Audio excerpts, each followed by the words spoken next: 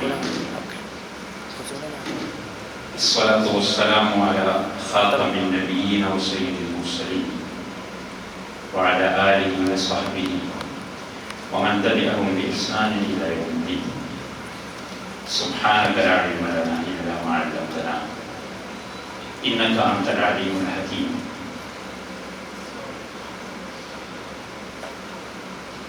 അല്ലാഹു സുബ്ഹാനഹു വ തആല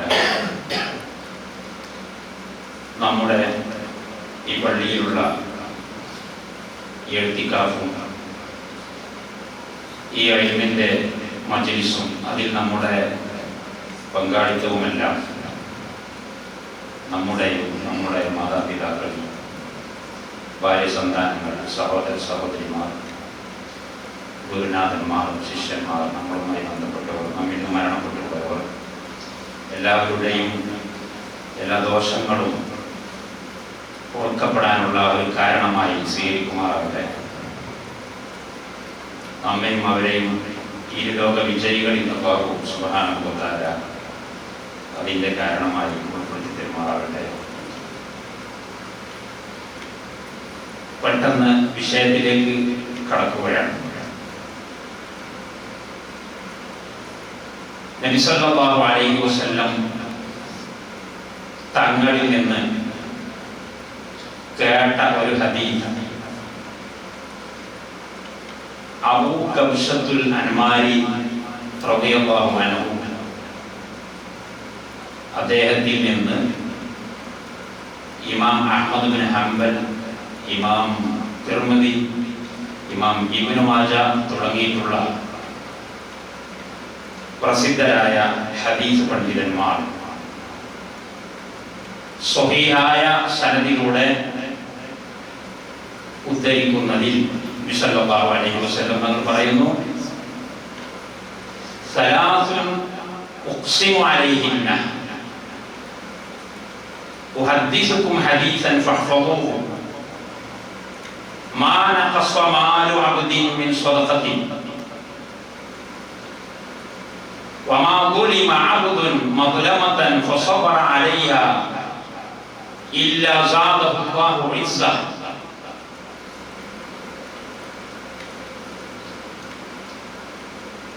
أحدثكم حديثا فاحفظوه إنما الدنيا لأربعة نفر: عبد رزقه الله مالا وعلما فهو يتقي فيه ربه ويصل فيه رحمه ويعلم لله فيه حقه فهو بأفضل المنازل. وعبد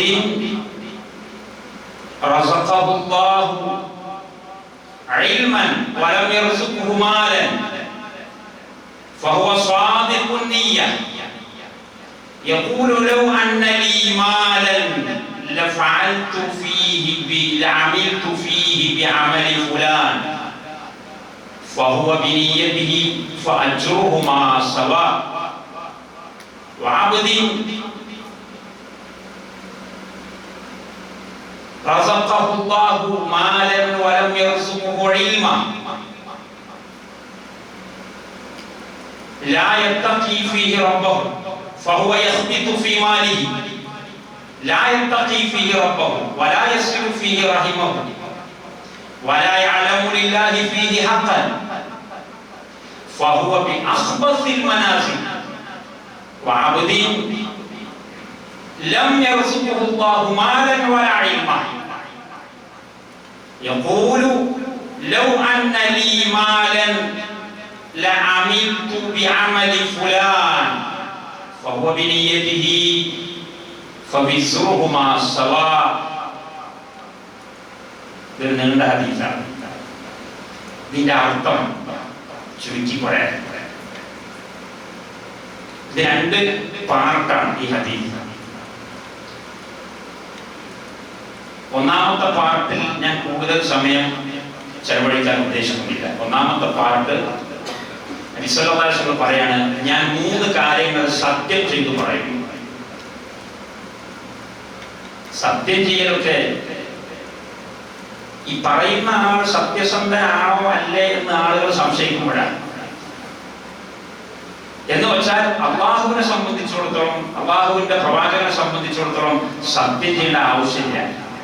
നമ്മളൊക്കെ പറയുന്നത് ചിലപ്പോൾ സത്യം ചെയ്യേണ്ടി വരും. കാരണം നമ്മൾ സത്യസന്ധനാണോ അല്ലയോ എന്ന് ആളുകൾ സംശയിക്കും. പക്ഷെ എന്നിട്ട് പോയി സത്യം ചെയ്യേണ്ട ആവശ്യമില്ലായിട്ട് പോയ റസൂലുള്ള 3 കാര്യങ്ങൾ, 3 കാര്യം ഞാൻ ഉറപ്പിച്ചു പറയുന്നു, ഒരു സംശയം വേണ്ട. ഒരിക്കലും കളവ് പറയാതെ ഞാൻ പോലും സത്യം ചെയ്തുകൊണ്ടാണ് പറയുന്നത്.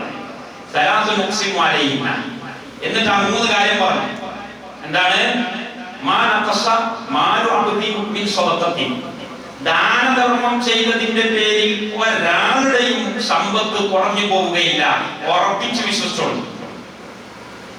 രണ്ടാമത്തത്,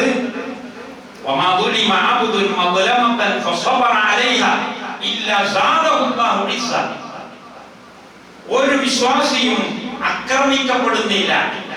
ആ അക്രമത്തിൽ അവൻ സഹനത്തോടുകൂടി, ക്ഷമയോടുകൂടി, പ്രതികാരമെടുക്കാതെ ക്ഷമിച്ചു നിൽക്കുകയും ചെയ്യുന്നില്ല. അള്ളാഹു അവന്റെ അന്തസ്സും അഭിമാനവും ഉയർത്തിയിട്ടല്ലാതെ ഇല്ല. എന്നെ അന്യായമായിട്ട് ആരോ ആക്രമിച്ചു, എനിക്ക് അവനെതിരിൽ പ്രത്യാക്രമണം നടത്താൻ സാധിക്കുമായിരുന്നു. ഒരു വിശ്വാസിയായ ഒരാളെ ഞാൻ പ്രത്യാക്രമണം നടത്തുന്നില്ല, അവൻ എന്റെ സഹോദരനാണ്, ഞാൻ ക്ഷമിച്ചു. അതുകൊണ്ട് എനിക്കൊരു കുറച്ചിലുമില്ല, പിന്നെ എനിക്ക് വർദ്ധനവാണ്. അവന്റെ ഇസ്സത്ത് അല്ലാഹു ഉയർത്തിയിട്ടല്ലാതെ ഇല്ല. വമാ ഫതഹ അബ്ദുൻ ബാബ മസ്അലത്തിൻ ഇല്ലാ ഫതഹ അല്ലാഹു അലൈഹി ബാബ ഫഖ്റിൻ ഔ കലിമത്തൻ നഹ്വഹ. ഒരാളും തന്നെ ചോദ്യത്തിന്റെ വാതിൽ തുറക്കുന്നില്ല.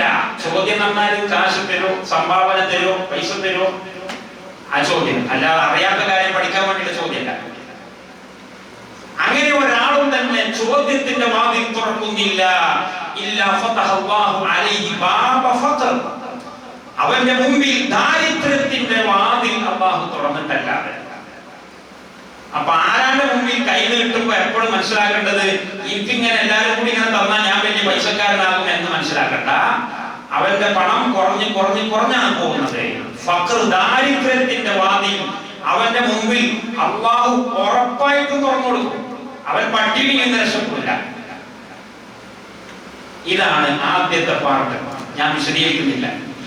നമ്മൾ ടൗണിലാണുള്ളത്. നമ്മളൊരു മജ്‌ലിസിന്റെ തുടക്കത്തിലാണ്, ഒരു പ്രൊജക്ടിന്റെ തുടക്കത്തിൽ, വൈജ്ഞാനികമായ ഒരു പ്രൊജക്ടിന്റെ തുടക്കത്തിൽ പണ്ഡിതന്മാർക്കുള്ള ഒരു കീഴ്വഴക്കമാണ് ആത്മാർത്ഥതയെ കുറിച്ചും ഇൽമിനെ കുറിച്ചും ഒക്കെ പറയാനുള്ളതാണ്. ഇമാം ബുഖാരി റഹിമഹുല്ലാഹ് അദ്ദേഹത്തിന്റെ ലോകപ്രസിദ്ധമായ സ്വഹീഹുൽ ബുഖാരി തുടങ്ങുന്നത് തന്നെ നിങ്ങൾക്കറിയാം, ഇന്നമൽ അഅമാലു ബിന്നിയാത്ത്. കർമ്മങ്ങളുടെ ഒക്കെ അടിസ്ഥാനം ഹൃദയത്തിലെ കരുത്താണ്. ഓന്റെ ഹൃദയത്തിലെ വിശ്വാസം എന്താണ്, അതിനനുസരിച്ചിരിക്കും കാര്യങ്ങൾ. ഇമാം ബുഖാരി അങ്ങനെ തുടങ്ങുന്നത്. കാരണം ഹൃദയം ശരിയായിട്ടില്ലെങ്കിൽ പിന്നെ എന്ത് പണിയെടുത്തിട്ടും കാര്യമില്ല.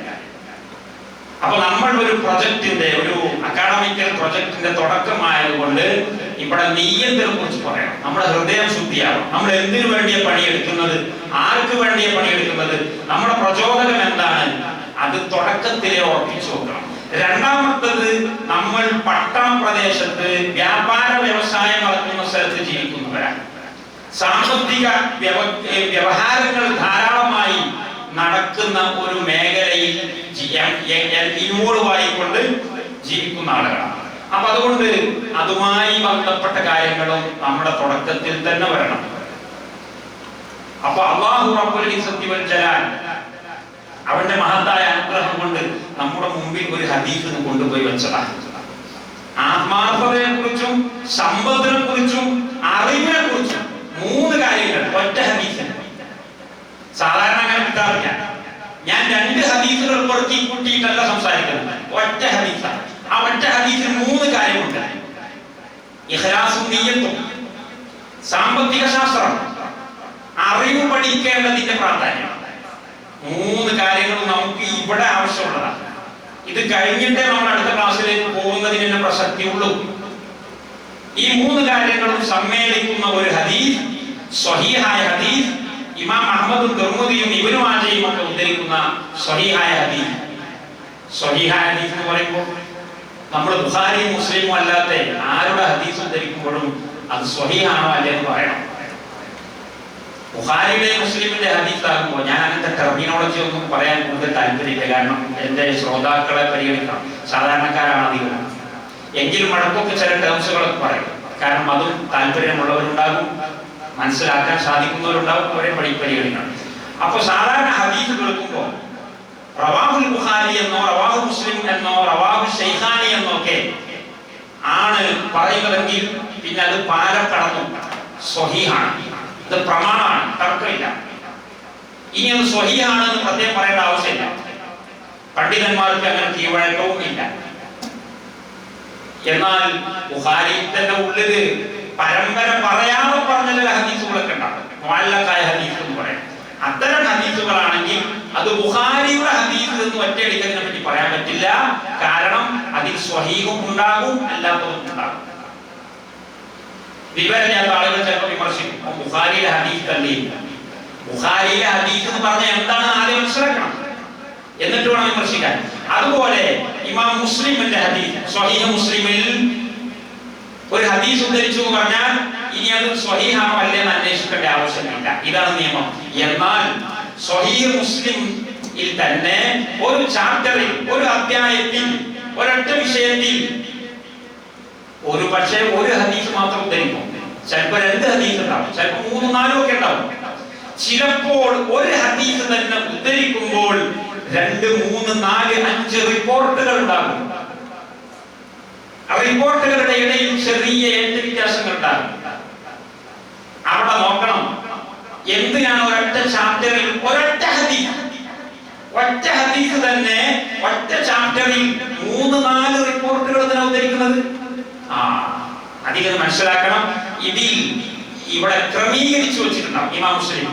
ഒരു ഹദീസിലെ ഒരു ചാപ്റ്ററിലെ ഒറ്റ ഹദീസ് നമ്പർ 1, അതേ ഹദീസ് നമ്പർ 2, അതേ ഹദീസ് നമ്പർ 3, വിവിധ റിപ്പോർട്ടുകൾ ക്രമീകരിച്ചതിൽ നിന്ന് വെറുതെ ക്രമീകരിച്ചതല്ല. നമ്പർ 1 ഇട്ട് കൊടുത്തത് എല്ലാ കറയും തീർന്ന, എല്ലാ പ്രശ്നവും തീർന്ന 100% സ്വഹീഹായ ഹദീസാണ്. മുസ്ലിമിന്റെ ഹദീസ് റവാഹു മുസ്ലിം എന്ന് പറഞ്ഞാൽ ആ നമ്പർ 1-ലുള്ളതാണ്. എന്നതിന്റെ അർത്ഥം നമ്പർ 2-ലുള്ളത് വൈഫാണെന്നല്ല. നമ്പർ 2-ലും നമ്പർ 3-ലും നമ്പർ 4-ലും ഒക്കെ ചിലപ്പോൾ ഉള്ളിൽ കിടക്കുന്ന ചില പദങ്ങളിൽ കുഴപ്പമുണ്ടാകും. അതോടൊപ്പം മുസ്ലിമിന്റെ ഹദീസ് സ്വഹീഹ എന്ന് പറഞ്ഞാൽ നമ്പർ 1 സ്വഹീഹ, നമ്പർ 2 തകരാറുണ്ട്. അതിനുള്ള ഉദാഹരണം അപ്പൊ ആ ഹദീസിനെ പറ്റി വൈഫ് എന്ന് പറയില്ല. ഹദീസ് സ്വഹീഹാണ്, ഈ റിപ്പോർട്ട് വൈഫാണ്. മനസ്സിലാക്കണം. ഇതൊക്കെ ഡീപ്പായി പറയേണ്ടി വരുമ്പോൾ പറയുന്നതാണ്. അങ്ങനെ പറയാൻ നമ്മൾ ഉദ്ദേശിക്കുന്നില്ല. ആ ഹദീസിനെ കുറിച്ച് സ്വഹീഹായ ഹദീസാണ്. എന്നാൽ ഈ റിപ്പോർട്ട്, ആ ഹദീസിന്റെ 2ാം റിപ്പോർട്ട്, അതിനെപ്പറ്റി സ്വഹീഹ് എന്ന് പറയില്ല. എന്നിട്ടും എന്റെ ഇമാം മുസ്ലിം എന്ന കിതാബിൽ ഉദ്ധരിച്ചത് അതിന് വേറെ ചില ലക്ഷ്യങ്ങളുണ്ട്. അന്ന് ഞാൻ ഇവിടെ പറയുന്നില്ല. ഉദാഹരണങ്ങളൊക്കെ പറയാനുണ്ട്, പക്ഷെ എന്റെ വിഷയം സ്കാറ്റേർഡ് ആയി പോകുന്നുണ്ട്. ഉദാഹരണം ഞാൻ പറയുന്നില്ല. ഇത് എല്ലായിടത്തും അല്ല, ചില സ്ഥലങ്ങളിൽ നമ്പർ 2-ലും നമ്പർ 3-ലും ഒക്കെ കൊടുത്ത ഹദീസ് അതിന്റെ ബേസ് സ്വഹീഹാണ്. ബേസ് സ്വഹീഹായതുകൊണ്ട് ആ ഹദീസ് സ്വഹീഹാണെന്ന് പറയും. എന്നാൽ അതിലൊരു പദമുണ്ട്. ആ പദം നമ്മളൊക്കെ ചിലപ്പോ ലാ ഇലാഹ ഇല്ലല്ലാഹു വഹ്ദഹു ലാ ശരീക ലഹു ലഹുൽ മുൽക്കു വലഹുൽ ഹംദു യുഹ്യി വയുമീതു വഹുവ അലാ കുല്ലി ഷൈഇൻ ഖദീർ ചെല്ലാറുണ്ട്. മഗ്രിബിന്റെ ശേഷം സുബഹിന്റെ ശേഷം ഒക്കെ 10 വട്ടം എന്ന് പറഞ്ഞ് ചെല്ലാറുണ്ട്. അങ്ങനെ 10 വട്ടം ചെയ്തത് മഗ്രിബിന്റെ ശേഷം സുബഹിയുടെ ശേഷം സുന്നത്ത് ഇല്ല എന്ന് പരിശോധിച്ച പണ്ഡിതന്മാർ പറഞ്ഞിട്ടുണ്ട്. 1 വട്ടം എല്ലാ നിസ്കാരത്തിന് ശേഷം 1 വട്ടം.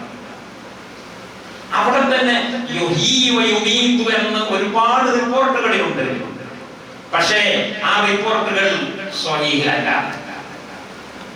ചിലപ്പം നമ്മൾ ഈ പറഞ്ഞ ഉത്തരവാദപ്പെട്ട കിതാബിലുണ്ടാവും. അത് രണ്ടും ഇല്ലാത്ത റിപ്പോർട്ട് സ്വഹീഹുമാണ്. അങ്ങനെയൊക്കെ ഉള്ള ചില വിഷയങ്ങളുണ്ട്. അപ്പൊ ഞാൻ പറഞ്ഞുകൊണ്ട് വരുന്നത് ചുരുക്കി പറയാം. ബുഖാരി മുസ്ലിം എന്ന് പറഞ്ഞാൽ അത് പാലം കടന്നു, ഇതിനെ കുറിച്ച് ചർച്ചയില്ല. എന്നാൽ ബുഖാരി മുസ്ലിം അല്ലാത്തവർ ഇമാം അഹ്മദ്, തിർമിദി, അബൂ ദാവൂദ്, നസായി തുടങ്ങിയുള്ള ആളുകൾ വലിയ പണ്ഡിതന്മാരാണ്. അവരെ കിതാബിൽ എന്തിനാണ് ലൈഫായ ഹദീസ് കൊണ്ടുവന്നതെന്ന് ചോദിച്ചാൽ അതിനൊക്കെ മറുപടി ഉണ്ട്. അതൊന്നും ഞാൻ പറയാൻ ഉദ്ദേശിക്കുന്നില്ല. ലൈഫായ ഹദീസ് ചിലപ്പോൾ പറയേണ്ടി വരും. അത് പ്രമാണമാണ് എന്നുകൊണ്ടല്ല പറയുന്നത്, വേറെ ചില ഉദ്ദേശങ്ങളുണ്ട്. അപ്പോ ഇങ്ങനെയുള്ള പണ്ഡിതന്മാർ, ഇമാം അഹ്മദ് എന്ന് പറഞ്ഞ ഇമാം ബുഖാരിയുടെ മേലെയുള്ള ആളാ. ഇമാം അഹ്മദ് ചെറിയ ആളല്ല, ഇമാം ബുഖാരിയുടെ മേലെ ഗ്രേഡിൽ വരുന്ന ആളാണ്. പക്ഷേ അദ്ദേഹത്തിന്റെ കിതാബ് മുസ്നദുൽ ഇമാം അഹ്മദ് എന്നത് സ്വഹീഹുൽ ബുഖാരിയുടെ താഴെയാണ് ഗ്രേഡ്. കാരണം അതിൽ നിന്ന് ഒരു ഹദീസ് ഉദ്ധരിച്ച് പറയുമ്പോ ഇമാം അഹ്മദ് ഉദ്ധരിച്ചിട്ടുണ്ട് എന്ന് പറഞ്ഞത് കൊണ്ട് അത് പ്രമാണമാവില്ല, അത് സ്വഹീഹായിക്കൊള്ളണമെന്നില്ല. അത് സ്വഹീഹാവാം, ദഈഫ് ആവാം. അപ്പൊ അതുകൊണ്ട് തന്നെ പരിശോധിച്ച് പഠിച്ച ആളുകൾ ഈ ഹദീസിന്റെ വിഷയത്തിൽ എന്തു വിധിയാണ് പ്രഖ്യാപിച്ചിട്ടുള്ളത്? സ്വഹീഹ് എന്നാണോ പറഞ്ഞത്, ദഈഫ് എന്നാണോ പറഞ്ഞത്? അതാദ്യം മനസ്സിലാക്കണം. എന്നിട്ട് ഖാല റസൂലുള്ളാഹി എന്ന് പറയാം. അല്ല കണ്ടോടത്തൊക്കെ ഖാല റസൂലുള്ളാഹി എന്ന് കുട്ടിക്കാൻ പാടില്ല, അത് കടുത്ത തെറ്റാണ്. ക്ലാസ് എടുക്കുന്ന സമയത്ത് പണ്ഡിതന്മാരത് പറഞ്ഞു കൊടുക്കണം. ആ വിഷയത്തിലൊക്കെ വമ്പിച്ച ഗുരുതരമായ വീഴ്ചകൾ നൂറ്റാണ്ടുകളായിട്ട് മുസ്ലിം ലോകത്ത് നടന്നു വരുന്നുണ്ട്. ഇപ്പോഴത്തെ കാലത്ത് പറയണ്ട. അപ്പൊ അതുകൊണ്ട് ഞാൻ അതിലേക്കൊന്നും വരുന്നില്ല. പിന്നീട് സമയം കിട്ടാണെങ്കിൽ പറയാം. അപ്പൊ ഞാൻ ഈ ഉദ്ധരിച്ച ഹദീസ് ഇമാം അഹ്മദും തിർമിദിയും ഇബ്നു മാജയും ഉദ്ധരിച്ചിട്ടുള്ളതാണ്. അതിന്റെ പരമ്പര സ്വഹീഹ് ആണ്. സ്വഹീഹ് ആണ് ആരെ പറഞ്ഞത്? ഇമാം തിർമിദി തന്നെ പറഞ്ഞിട്ടുണ്ട്, ഇബ്നു ഹജർ അസ്ഖലാനി പറഞ്ഞിട്ടുണ്ട്, പലരും പറഞ്ഞിട്ടുണ്ട്. അപ്പൊ അതുകൊണ്ട് ഇനി നമുക്ക് അത് വെച്ച് ചർച്ച ചെയ്യാം, കാരണം അത് പ്രമാണമാണ്. അതിന്റെ രണ്ട് പാർട്ട്, ഒന്നാമത്തെ പാർട്ട് ഞാൻ പറഞ്ഞു വളരെ ചെറിയ രീതിയിൽ. രണ്ടാമത്തെ പാർട്ടിലേക്ക് ഞാൻ വരികയാണ്. എന്താ രണ്ടാമത്തെ പാർട്ട്?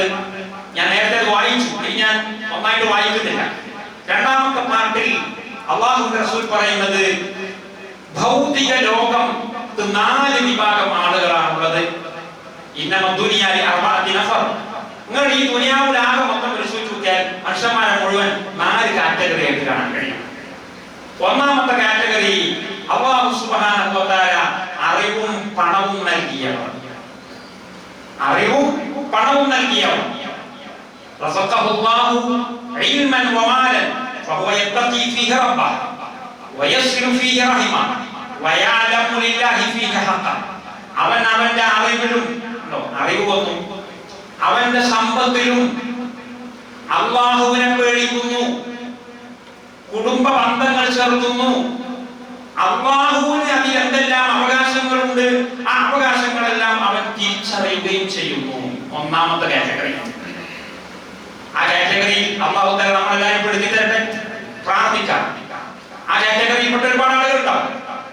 എന്നിട്ട് അവരെ കുറിച്ച്, ആ കാറ്റഗറിയെ കുറിച്ച് റസൂൽ പറയുന്നു ഫഹുവ ബി അഫ്ളലിൽ മനാസിൽ. ഏറ്റവും ഉത്കൃഷ്ടരായവർ അവരാണ്, ഏറ്റവും മേലെ ഗ്രേഡിലുള്ള ആളുകൾ. അവരുടെ കയ്യിൽ കാശുണ്ട്, അവർക്ക് നല്ല ഇൽമുണ്ട്. ഇപ്പൊ ഇവിടെ മനസ്സിലായില്ലേ? കാശ് ഉണ്ടായാൽ മാത്രം പോരാ. ആ കാശ് സാമ്പത്തിക ശാസ്ത്രം എന്ന് പറഞ്ഞാൽ ഏറ്റവും കുലുമാനം പിടിച്ച മേഖല. ഇന്ന് സ്റ്റോക്ക് എക്സ്ചേഞ്ചുകളും അതുപോലെ തന്നെ അന്താരാഷ്ട്ര മാർക്കറ്റിംഗ് സിസ്റ്റങ്ങളും ഒക്കെ വളരെ അങ്ങേയറ്റം കെട്ടിപ്പണഞ്ഞു കിടക്കുന്ന മേഖലയാണ്. മതത്തിന്റെ വിധി എന്തെന്ന് ചോദിച്ചാൽ ഗ്രാൻഡ് മുഫ്തിക്ക് പോലും മറുപടി പറയാൻ ചിലപ്പോ വിയർക്കും. അതുകൊണ്ട് പണം പറഞ്ഞ ഉടനെ അല്പ പണം കൊടുത്തു, അറിവും കൊടുത്തു. ആ പണത്തിൽ എങ്ങനെ കൈകാര്യം ചെയ്യണം, എങ്ങനെ തഖ്വ ചെയ്യണം, എങ്ങനെ നാട് നന്നാക്കണം, എങ്ങനെ അല്ലാഹുവിന്റെ അവകാശങ്ങൾ തിരിച്ചറിയണം. ഒന്നാമത്തെ വിഭാഗം. അങ്ങനെയുള്ള വിഭാഗമാണോ? ഫഹുവ ബി അഫ്ളലിൽ മനാസിൽ. അവർ ഏറ്റവും ഉത്കൃഷ്ടരാണ്. പണം വേണം, ഇൽമു മാത്രം പോരാ, പണം നല്ലതാണ്. പണത്തിനെ കുറിച്ച് പരിശുദ്ധ ഖുർആൻ ഖൈർ എന്ന പദം പ്രയോഗിച്ചിട്ടുണ്ട് എത്രയോ സ്ഥലം.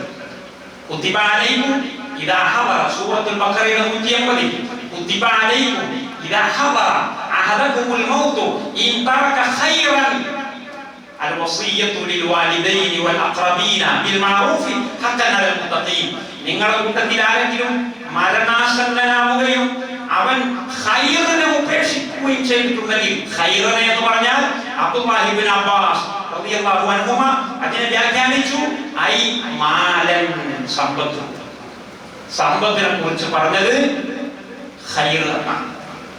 അപ്പൊ സമ്പത്ത് സന്യാസം ഒരു സിദ്ധാന്തമായി സ്വീകരിക്കുന്ന, പണം വേണ്ട എന്ന് പറഞ്ഞ് പണം സ്വമേധയാ മ്ലേച്ഛമാണ് എന്ന് പറയുന്ന വഴിവിട്ട പൗരോഹിത്യം അല്ലെങ്കിൽ വഴിവിട്ട ആധ്യാത്മശാസ്ത്രത്തെ പരിശുദ്ധ ഖുർആൻ നിരാകരിച്ചിട്ടുണ്ട്. ഖൈർ എന്ന പദം പ്രയോഗിച്ചുകൊണ്ട് മനുഷ്യൻ ഇഷ്ടപ്പെടുന്ന വസ്തുവാണ്.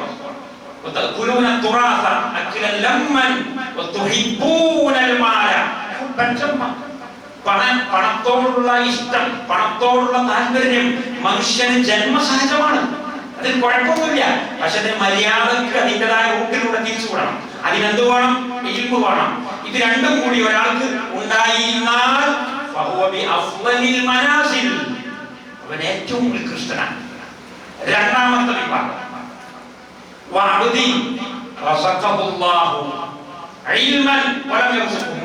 രണ്ടാമത്തെ വിഭാഗം അവർക്ക് നല്ല അറിവുണ്ട്, പക്ഷെ സമ്പത്തില്ല. ഭൂരിഭാഗം ആളുകൾ അങ്ങനെയായിരുന്നു. പ്രത്യേകിച്ച് വലിയ വലിയ ആലിമ്യങ്ങൾക്കൊന്നും കച്ചവടം നടത്താൻ, കൃഷി നടത്താനൊന്നും സമയം കിട്ടൂല. അപ്പൊ സ്വാഭാവികമായിട്ട് ഇൽമുണ്ടാകും, പണം ഉണ്ടാവില്ല. കുറെ കാലമായിട്ട് ഇസ്ലാമിക ഭരണകൂടങ്ങളൊക്കെ താറുമാറായി പോയതിന് ശേഷം, പ്രത്യേകിച്ച് ഉമവി ഭരണകാലത്ത് അങ്ങനെയല്ല, അബ്ബാസി ഭരണകാലത്ത് അങ്ങനെയല്ല. ഇപ്പോ ഇസ്ലാമിക രാഷ്ട്രീയം എന്ന് പറയുന്നതിന്റെ പേടിയും അറപ്പുമാണ്. എന്നാൽ ഇസ്ലാമിക രാഷ്ട്രീയം ശക്തമായി നിലനിന്നിരുന്ന ഒരു കാലത്ത് ആലിമീങ്ങൾ പണക്കാർ കൂടിയായിരുന്നു. ചാക്കിൽ കെട്ടി സ്വർണം കൊണ്ടുവന്ന ആലിമീങ്ങൾ ഉണ്ടായിരുന്നു. എന്നാൽ ഇന്ന് പൊളിറ്റിക്സ് ഇസ്ലാം വിരുദ്ധമാണ്. പഠിക്കാൻ പോകുന്നവന് കഞ്ഞിക്ക് വകുപ്പില്ല. ആരാന്റെ പടിവാതിക്കൽ അവസാനിച്ചു നിൽക്കണം. അങ്ങനെയൊക്കെയുള്ള ഗതിയിൽ നിന്ന് അള്ളാഹു നമ്മയും നമ്മുടെ ആലിമീങ്ങളെയും കാത്തുരക്ഷിക്കുമാറാകട്ടെ. പക്ഷെ അങ്ങനെ ഒരു കാറ്റഗറി ഉണ്ട്. ആ കാറ്റഗറിയെ കുറിച്ച് പറയുന്നു,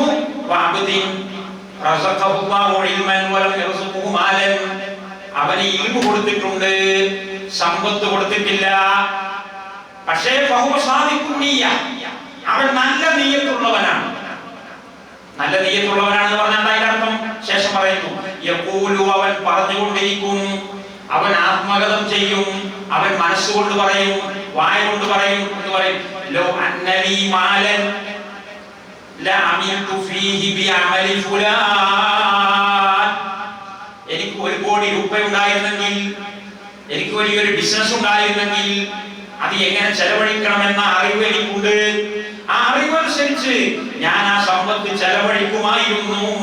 പക്ഷെ എനിക്ക് ബിസിനസ് ഇല്ല, സമ്പത്ത് ഇല്ല എന്ന് അവൻ അങ്ങനെ പറഞ്ഞുകൊണ്ടിരിക്കും. അപ്പൊ പണമില്ലാത്ത പണ്ഡിതൻ പണം ഉണ്ടാകാൻ വേണ്ടി ആഗ്രഹിക്കണം, തെറ്റില്ല.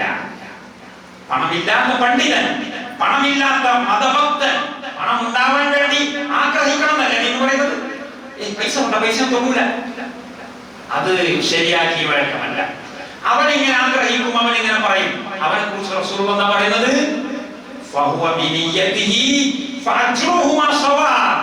അവൻ അവന്റെ നിയ്യത്ത് അനുസരിച്ചാണ്. അറിയാം, നല്ല നിയ്യത്താണ്. എന്നിട്ട് അവരെ രണ്ടുപേരുടെയും കൂലി ഒരുപോലെയാണ്. ഒന്നാമത്തെ ആൾ കോടിക്കണക്കിന് ബിസിനസ് ചെയ്യുന്നവനാണ്, പണ്ഡിതനുമാണ്. അയാൾ കഷ്ടപ്പെടുന്നുണ്ട് എല്ലാവർക്കും, ഊണും ഉറക്കവും ഒഴിച്ച് ഖുർആനും ഹദീസും ഇൽമും കിതാബും അതിന്റെ കൂടെ ബിസിനസ്സും. അവന്റെ അത്ര കഷ്ടപ്പാട് രണ്ടാമത്തെ ആൾക്കില്ല. എന്നിട്ട് പോലും അയാളുടെ നിയ്യത്തിനെ പരിഗണിച്ചുകൊണ്ട് അല്ലാഹുവിന്റെ റസൂൽ പറഞ്ഞു, രണ്ടാളുടെയും കൂലി ഒരുപോലെയാണ്.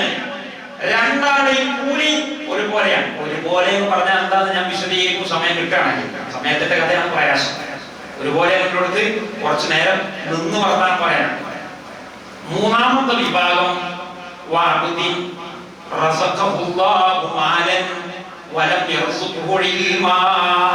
രണ്ടിന്റെ നേരെ ഓപ്പോസിറ്റ്. 3, അവന് അല്ലാഹു ധാരാളം സമ്പത്ത് കൊടുത്തിട്ടുണ്ട്, പക്ഷെ ഇൽമു കൊടുത്തിട്ടില്ല. സമ്പത്ത് ഉണ്ടാവുകയും ഇൽമു ഇല്ലാതിരിക്കുകയും ചെയ്യുന്നത് അപകടമാണ്.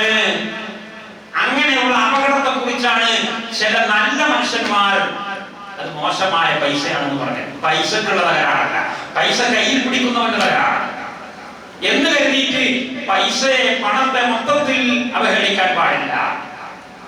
പണം കയ്യിൽ പിടിക്കുന്നവൻ ആരാണോ അവന്റെ കോലം അനുസരിച്ചിരിക്കും അവന്റെ പണം. മൂന്നാമത്തെ വിഭാഗം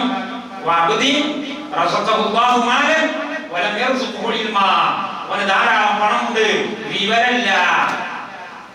എന്നിട്ട് അല്ലാഹു റസൂൽ പറയുകയാണ്,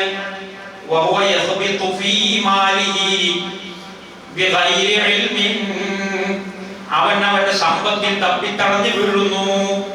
കുരുടന്മാരെ പോലെ എങ്ങോട്ട് പോണം അറിയുന്നില്ല.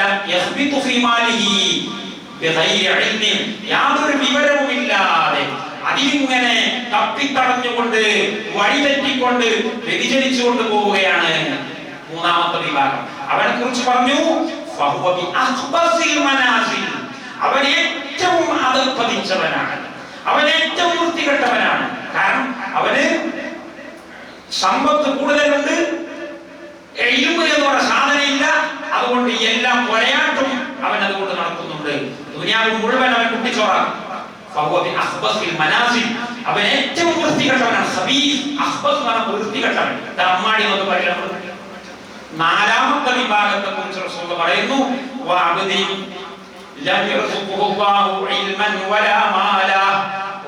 പൈസയും കൊടുത്തിട്ടില്ല, കഴിവും കൊടുത്തിട്ടില്ല, രണ്ടുമില്ലാത്തവൻ. പക്ഷെ അവന്റെ അവസ്ഥ എന്താണ്? അവൻ പറയും, അവൻ ആത്മഗതം ചെയ്യും, എന്ത്?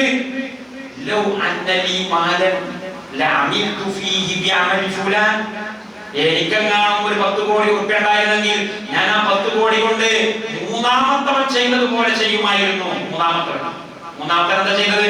പണം കൊണ്ട് കൊലയാട്ട് നടത്തി. അവനെ പോലെ മദ്യവും മയക്കുമരുന്നും അതുപോലെ തന്നെ വ്യഭിചാരവും കൊലപാതകവും ഗുണ്ടായിസവുമായിട്ട് എനിക്കും നടക്കാമായിരുന്നല്ലോ എന്ന് അവൻ വിചാരിക്കും. അവനെ കുറിച്ച് റസൂൽ പറയുന്നു, അവന്റെ നിയ്യത്ത് പോലെ രണ്ടുപേരുടെയും കുറ്റം ഒരുപോലെയാണ്. ഇതാണ് ഞാൻ വായിച്ച ഹദീസും അതിന്റെ മലയാളത്തിലുള്ള സിമ്പിൾ ആയിട്ടുള്ള അർത്ഥം. ഇതിൽ ഒരുപാട് കാര്യങ്ങൾ നമുക്ക് പഠിക്കാനുണ്ട്. കുറെ നിങ്ങൾക്ക് ഞാൻ ആലോചിച്ചിട്ടുണ്ട്. ഞാൻ മൗലവിക്കും മുസ്ലിയാരും പ്രസംഗിക്കേണ്ട ആവശ്യമില്ല. പക്ഷെ ഞാൻ നിങ്ങളുടെ ശ്രദ്ധ കൊണ്ടുപോകുന്നത് ഈ ഹദീസിനെ ഒന്നും കൂടി ഡീപ്പായിട്ട് മനസ്സിലാക്കാനുള്ള വേറൊരു വശത്തേക്കാണ്. ഈ ഹദീസുമായിട്ട് കമ്പയർ ചെയ്ത് വായിക്കേണ്ട വേറെ ചില ഹദീസുകൾ. എന്താണ് ആ ഹദീസുകൾ? നബി സല്ലല്ലാഹു അലൈഹി വസല്ലം തങ്ങൾ തന്നെ പറഞ്ഞ ഒരു ഹദീസ് കാണാൻ കഴിയും. അത് എന്താണ്? അബൂ ഹുറൈറ റളിയല്ലാഹു അൻഹുവിൽ നിന്ന് ഇമാം ബുഖാരി മുസ്ലിം ഒക്കെ ഉദ്ധരിച്ച ഹദീസ്, ഇന്നല്ലാഹ തജാവസ അൻ ഉമ്മത്തി അമ്മാ ഹദ്ദസത് ബിഹി അൻഫുസുഹാ മാ ലം യതകല്ലം ബിഹി ഔ യഅമൽ. അല്ലാഹു സുബ്ഹാനഹു വ തആല എന്റെ സമുദായത്തിന് വിട്ടുവീഴ്ച ചെയ്തു കൊടുത്തിട്ടുണ്ട്. ഏത് വിഷയത്തിൽ? അവരുടെ മനസ്സിൽ വരുന്ന ചീത്ത വിചാര വികാരങ്ങളുടെ വിഷയത്തിൽ. എങ്ങനെയാണെങ്കിൽ അത് അവർ പ്രവൃത്തിപഥത്തിലേക്ക് കൊണ്ടുവരാതിരിക്കുകയോ വായ കൊണ്ട് പറയാതിരിക്കുകയോ ചെയ്യാത്ത കാലത്തോളം. ഇപ്പൊ എനിക്ക് കള്ളു കുടിക്കണം തോന്നി, പക്ഷെ ഞാൻ കള്ളു കുടിച്ചിട്ടില്ല. കള്ളു കുടിക്കണം എന്ന് മനസ്സിൽ ഞാൻ തോന്നാം. ഒരു 50-50, 50%. ഹദീസുൻ നഫ്സ് എന്നാണ് അറബിയിൽ പറയാം. ഹദ്ദസത് ബിഹി അൻഫുസുഹാ. പക്ഷെ കുഴപ്പമില്ല, 50% കുടിക്കണം എന്നാ. പക്ഷെ ഞാൻ കുടിച്ചിട്ടില്ല, കുടിക്കുന്നില്ല എങ്കിൽ അല്ലാഹു എന്നെ അതിന്റെ പേരിൽ, ആ ഒരു ചിന്താഗതിയുടെ പേരിൽ എന്നെ ശിക്ഷിക്കുകയില്ല. അത് എന്റെ സമുദായത്തിനുള്ള ഒരു ഔദാര്യമാണ്. മുൻഗാമികളെ ശിക്ഷിച്ചിരുന്നു. മുഹമ്മദ് റസൂലുള്ളാഹിന്റെ മുന്നേയുള്ള ആളുകളെ ഇങ്ങനെ ചിന്തിച്ചാൽ എന്ത് ചെയ്യും? പണിഷ്മെന്റ് ഉണ്ടാവും. ഇങ്ങനെ ഒരു ഹദീസുണ്ട്. അപ്പോ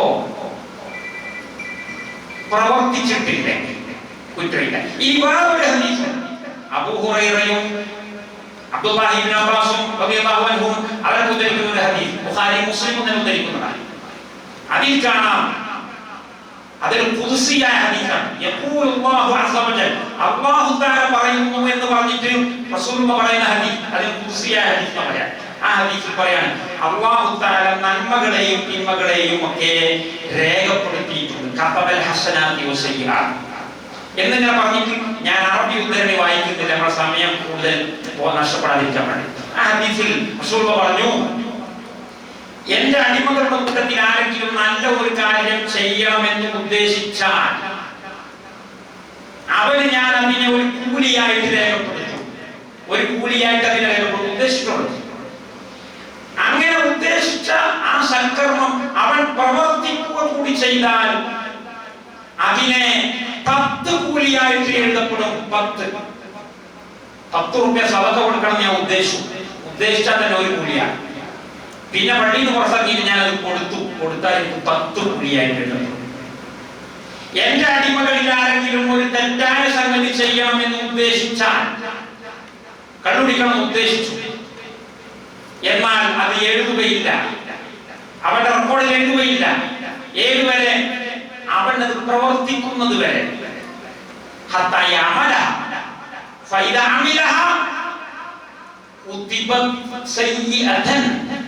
അവൻ അത് ചെയ്യുകയാണെങ്കിലോ, കള്ളു കുടിച്ചു, എന്നാൽ അതിനെ ഒറ്റ കുറ്റമായിട്ട് എഴുതുകയുള്ളൂ. ഒറ്റ കുറ്റം.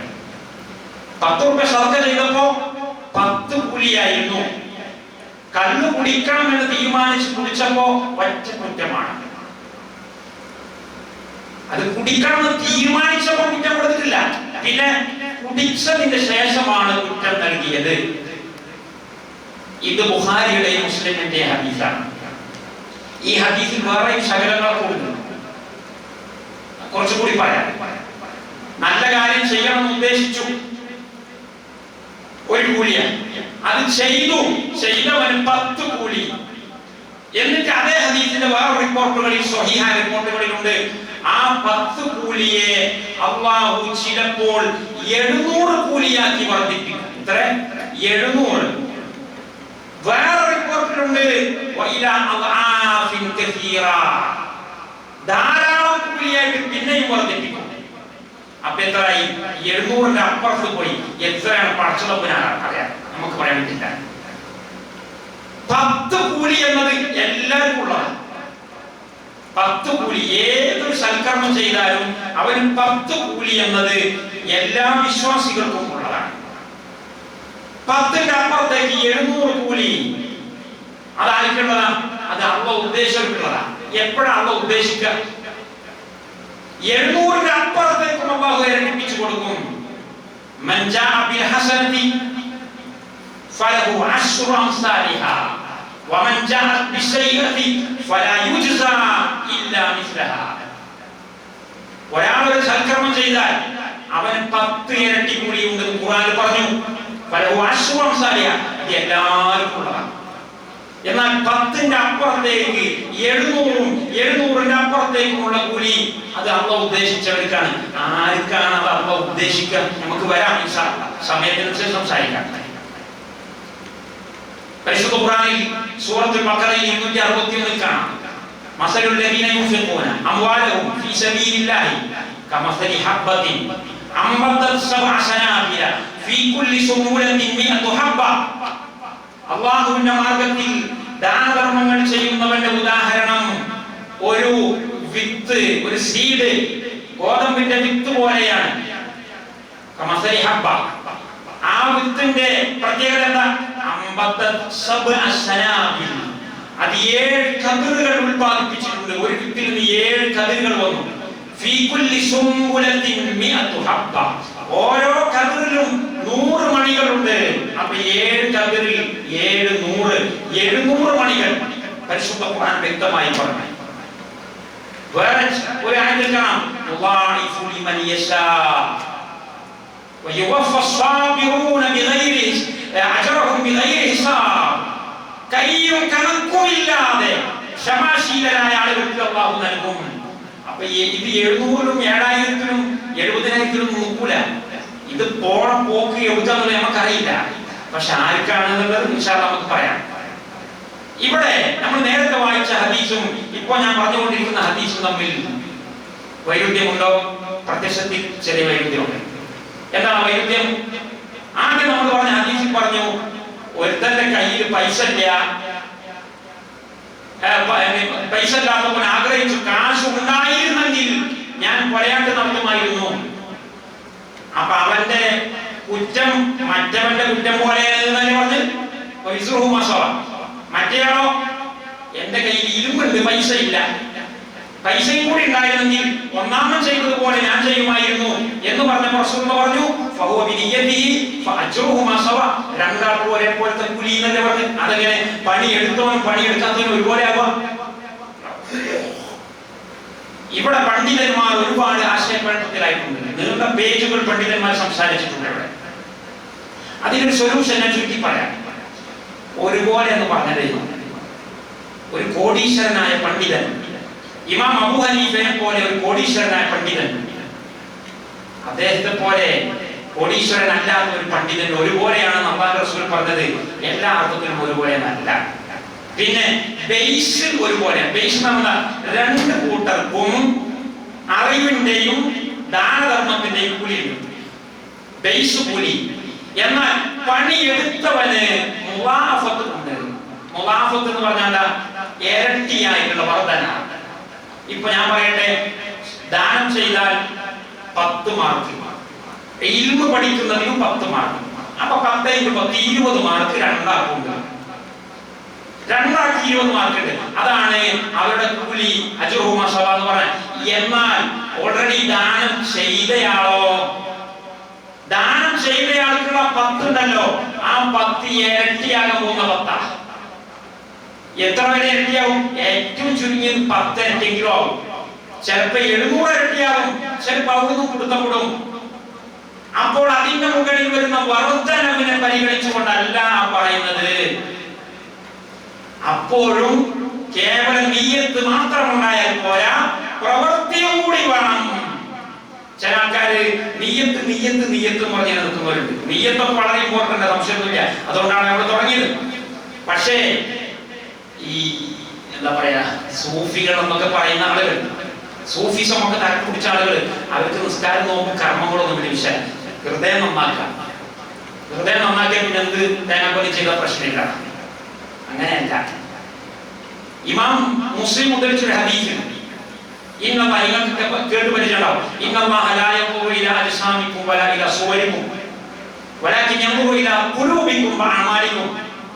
അള്ളാഹു നിങ്ങളുടെ ബാഹ്യ രൂപങ്ങളിലേക്ക് നോക്കുന്നില്ല, നിങ്ങളുടെ ഹൃദയങ്ങളിലേക്കും നിങ്ങളുടെ പ്രവൃത്തികളിലേക്കുമാണ് നോക്കുന്നത്. ഈ ഹദീസ് ഇമാം മുസ്ലിം ഉദ്ധരിച്ചതാണ്. ഇമാം മുസ്ലിമിന്റെ പല റിപ്പോർട്ടുകളിൽ ഒരു റിപ്പോർട്ടാണ്, ഞാൻ നേരത്തെ പറഞ്ഞല്ലോ. എന്നാൽ ഈ റിപ്പോർട്ട് സ്വഹീഹാണ്. എന്നാൽ ഈ ഹദീസിനെ ഇമാം നവവി റഹിമഹുല്ലാഹ് അദ്ദേഹത്തിന്റെ റിയാദുസ് സ്വാലിഹീനിൽ ബാബു നഹി അനി തജസ്സുസ് എന്ന് പറയുന്ന അധ്യായം, ചാരപ്പണി എടുക്കാൻ പാടില്ല എന്ന് പറയുന്ന ഒരു അധ്യായമുണ്ട് റിയാദുസ് സ്വാലിഹീനിൽ. 1578 നമ്പർ ഹദീസ്. ആ ഹദീസ് ഇമാം ബുഖാരി ഉദ്ധരിച്ചപ്പോ, ഇമാം നവവി ഉദ്ധരിച്ചപ്പോ പെശക് പറ്റി. ആ പെശക് ഇമാം നവവിക്ക് പറ്റിയ പെശകാണോ, അതല്ല കൈയെഴുതിയിരുന്ന ആളുകൾക്ക് കൈയെഴുത്തിൽ പറ്റിയ പെശകാണോ, അതല്ല പ്രിന്റിംഗ് പ്രസ്സിൽ വന്ന പെശകാണോ, നമുക്ക് കൃത്യമായിട്ട് അറിയില്ല. പക്ഷെ നമ്മുടെ കയ്യിലുള്ള റിയാദുസ് സ്വാലിഹീന്റെ കോപ്പിയിലൊക്കെ ഈ പെശകാണ്. റിയാദുസ് സ്വാലിഹീൻ എന്ന് പറഞ്ഞാൽ പരിശുദ്ധ ഖുർആൻ പ്രിന്റിംഗ് കഴിഞ്ഞാൽ ലോകത്ത് ഏറ്റവും കൂടുതൽ പ്രിന്റ് ചെയ്യപ്പെടുന്ന കിതാബാണ്. പരിശുദ്ധ ഖുർആനാണ് ലോകത്ത് ഏറ്റവും കൂടുതൽ പ്രിന്റ് ചെയ്യപ്പെടുന്ന പുസ്തകം. അത് കഴിഞ്ഞാൽ ലോകത്ത് ഏറ്റവും കൂടുതൽ പ്രിന്റ് ചെയ്യപ്പെടുന്ന പുസ്തകം റിയാദുസ് സ്വാലിഹീനാണ്. പള്ളിദർസിലൊക്കെ ഓതുന്നുണ്ട്, എല്ലാ വിഭാഗം ആളുകളും ഓതുന്നുണ്ട്.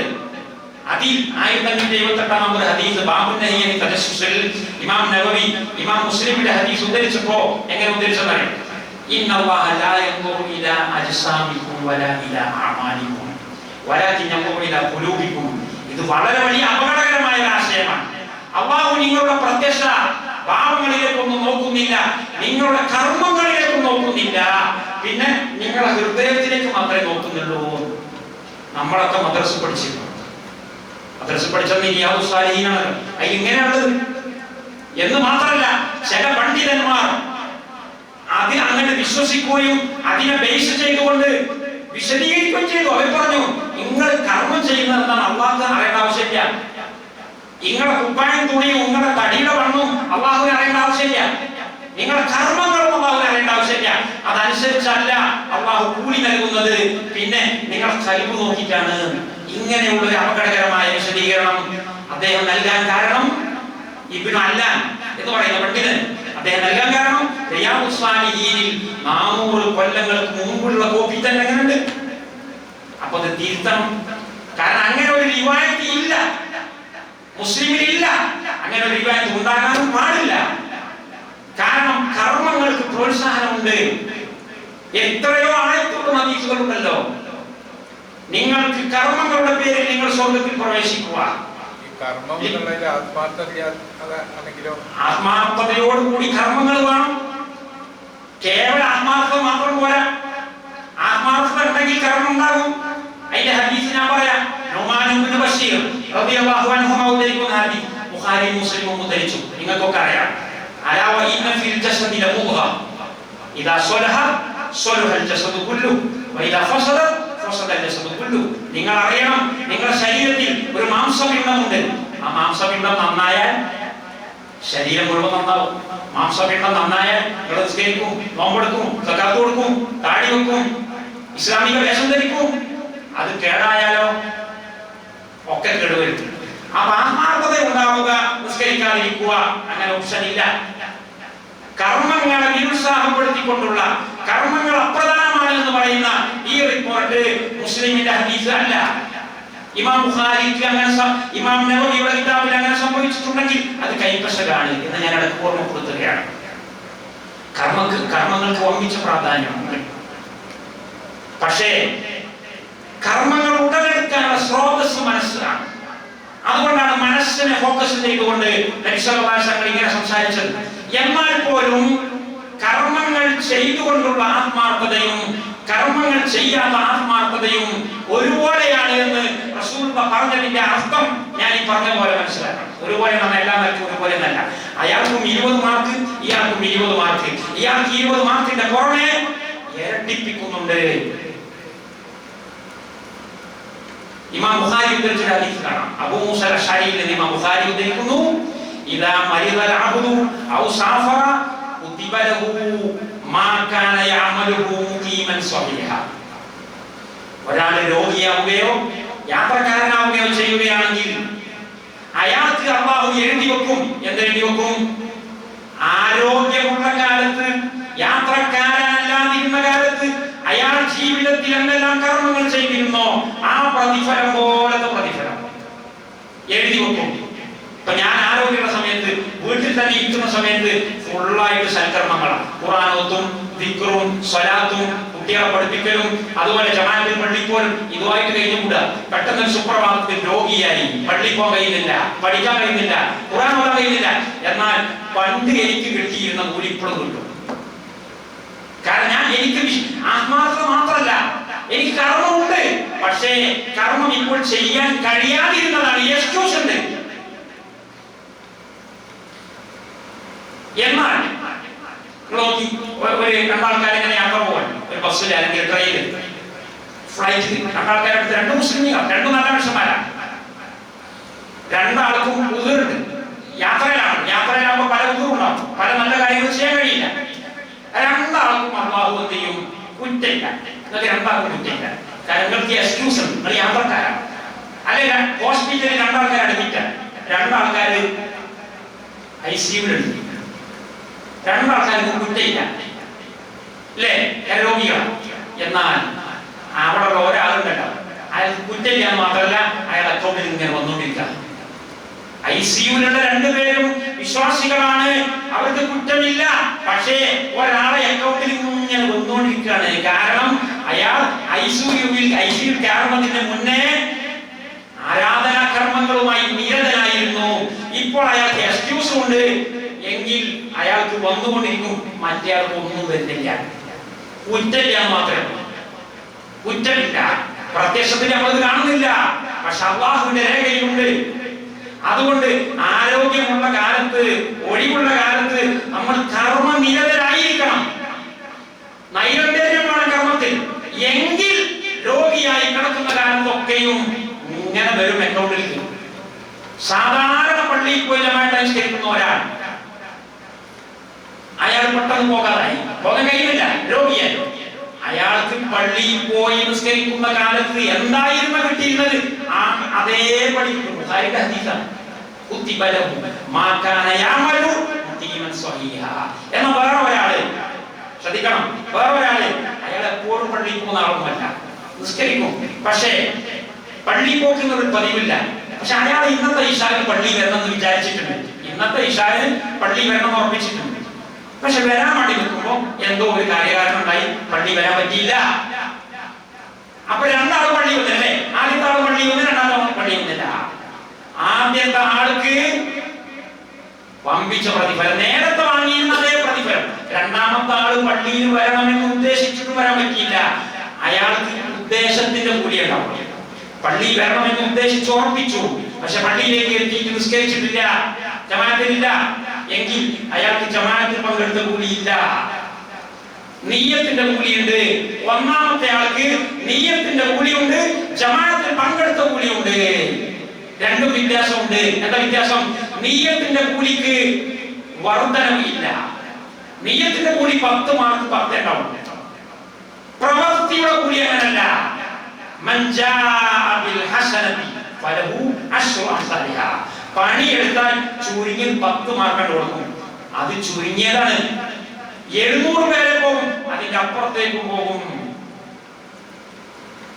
പരിശുദ്ധ ഖുർആൻ സൂറത്ത് നിസായിൽ കാണാം ഒരു സൂക്തം 95-96. ലാ യസ്തവി മിൻകും ലാ യസ്തവി ഖാഇദൂന മിനൽ മുഅ്മിനീന ഗൈറു ഉലിൽ ളറരി വൽ മുജാഹിദൂന ഫീ സബീലില്ലാഹി ബിഅംവാലിഹിം വഅൻഫുസിഹിം ഫളല്ലാഹു അൽ മുജാഹിദീന ബിഅംവാലിഹിം വഅൻഫുസിഹിം അലൽ ഖാഇദീന ദറജ വകുല്ലൻ വഅദല്ലാഹുൽ ഹുസ്ന. ഇങ്ങനെ പറയുന്ന ആയത്താണ്. അതിലെന്താ വിശദീകരിച്ച സമയം ഞാൻ അതിലേക്ക് പോയില്ല. ജിഹാദിൽ പോകുന്നതിന് ബന്ധപ്പെട്ട വിഷയം. ജിഹാദിൽ പോകുന്ന ആളുകൾ, ജിഹാദിൽ പോകാത്ത ആളുകൾ എക്സ്ക്യൂസ് ഇല്ല. രണ്ടു കൂട്ടം വിശ്വാസികൾ നല്ലവരാണ്, പക്ഷെ ജിഹാദിൽ പോകാനൊക്കെ സാധിക്കും, ഞാൻ പോകുന്നില്ല. മറ്റൊരു പോയിട്ടുണ്ട്, അതിനെ കുറിച്ച് അള്ളാഹു പറയുന്നു, ലാ യസ്തവി, രണ്ടു കൂട്ടരും ഒരുപോലെയല്ല. എന്നിട്ട് പിന്നെ അള്ള പറഞ്ഞു, എക്സ്ക്യൂസ് ഉണ്ടായിട്ട് ജിഹാദിന് പോകാത്തവർ. ഒന്നാമത്തെ എക്സ്ക്യൂസ് ഇല്ല, രണ്ടാമത്തത് എക്സ്ക്യൂസ് ഉണ്ടായി എന്നിട്ട് ജിഹാദിന് പോയില്ല, മറ്റവർ ജിഹാദിന് പോവുകയും ചെയ്തു. അവിടെ അള്ള പറഞ്ഞു, അവർക്ക് ഫളല്ലാഹുൽ മുജാഹിദീന ബിഅംവാലിഹിം വഅൻഫുസിഹിം അലൽ ഖാഇദീന ദറജ. അവരെ വേർപെടുത്തി അള്ള പറഞ്ഞു. ജിഹാദിന് പോയിട്ടുണ്ടോ എങ്കിൽ അതിന് ശേഷം പറഞ്ഞിട്ടുണ്ട്, ദറജാതിൻ മിൻഹു വമഗ്ഫിറതൻ വറഹ്മ, ഒരുപാട് മേലെയാണ് അവർ. അപ്പൊ എക്സ്ക്യൂസ് ഉണ്ടായിട്ട് പ്രവർത്തിക്കാതിരുന്നാൽ ഒരു കൂലിയിൽ ഒതുങ്ങുന്നത് ആണ് പലപ്പോഴും ഉള്ളത്. പ്രവർത്തിച്ചാൽ ഒരു കൂലിയല്ല, അത് 10 കൂലി ചുരുങ്ങിയത് വരും, ചിലപ്പോൾ 700, അതിന്റെ അപ്പുറത്തേക്ക് പോകും. അപ്പൊ പ്രവൃത്തിയെ പ്രോത്സാഹിപ്പിക്കണം. നിങ്ങൾ സഹാബികളെ നോക്കൂ, സഹാബികളെ കുറിച്ച് അല്ലാഹു റസൂൽ പറഞ്ഞു, ലാ തസുബ്ബു അസ്ഹാബി, എന്റെ സഹാബികളെ നിങ്ങൾ ചീത്ത പറയരുത്. ഫഇന്നഹു ലൗ അൻഫഖ അഹദുകും മിസ്ല ജബലി ഉഹ്ദിൻ ദഹബൻ മാ ബലഗ മുദ്ദ അഹദിഹിം വല നസിഫഹു. എന്റെ സഹാബികളെ നിങ്ങൾ ചീത്ത പറയരുതെന്ന് പറഞ്ഞതിന് ശേഷം പറഞ്ഞു, നിങ്ങളുടെ കൂട്ടത്തിൽ ആരെങ്കിലും ഉഹ്ദ് മലയോളം സ്വർണം, ഉഹ്ദ് മല എന്ന് പറഞ്ഞാൽ അന്നത്തെ കാലത്തെ ഹിമാലയം, അവർക്ക് അതിനെ വിളിച്ചോളൂ, ഉഹ്ദ് മലയോളം സ്വർണം